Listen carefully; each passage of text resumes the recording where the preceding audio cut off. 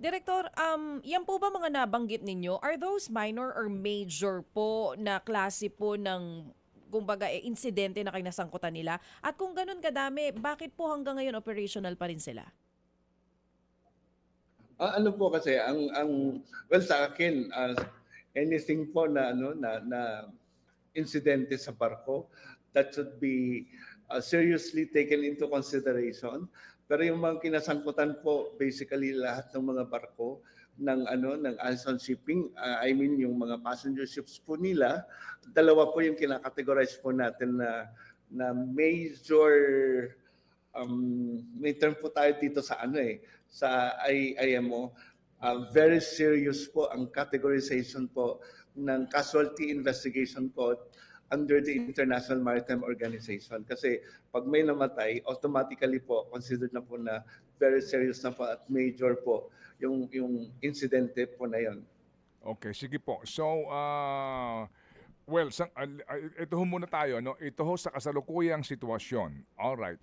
Binibigyan po kayo ng 10 days ng DOTR, kasama po ang Philippine Coast Guard dito. You think you'll be able to accomplish that? Ito hong inyong mission na ito in 10 days para makapagkaroon na ho kayo ng at least paunang investigasyon. Ano ba ang nangyari at kung meron ho bang negligence kung meron man? Asserted directive po ni Secretary po niyan at ang Marina at ang Philippine Coast Guard ay wala silang choice kundi to ensure po na matatapos po yung safety inspection saka audit po ng barko po ng Allison. So ang subject po for intensified audit and inspection ay 12 po na barko. Although ang total ships po ng Allison na carrying passengers ay 24, ang operational po ay 12.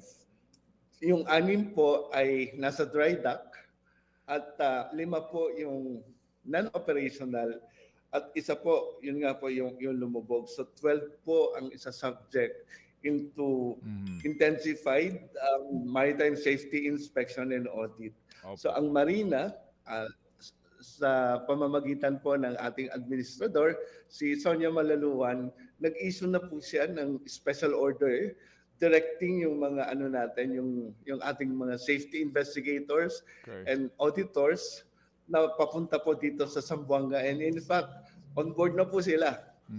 Because we have to make it sure na it's not only that we have to ensure compliance sa directive po ni Secretary, but we have also to ensure na continuous po ang transport din po ng mga goods and services at the same time yung carriage ng passengers po dito sa Mindanao. So while it's true na grounded po ang mga passenger ships po ng Allison, ang Marina saka Philippine Coast Guard, once na ang isang barko ay determined na seaworthy po, papayagan na po na maglayag. Okay. So hindi po yung sabay-sabay din po yung pag-lift, but it will be on a per vessel basis po. Mga kapatid, brothers and sisters, saan ka pa? Dito na tayo sa totoo.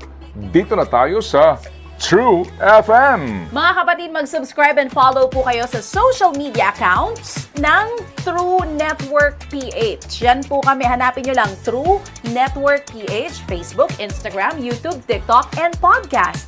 Mapa Apple or Spotify man yan, mahahanap nyo kami. Lahat ng mga napapanood at napapakinggan nyo po sa programa, nasa social media accounts namin yan. So paano mga kapatid? See you sa social media!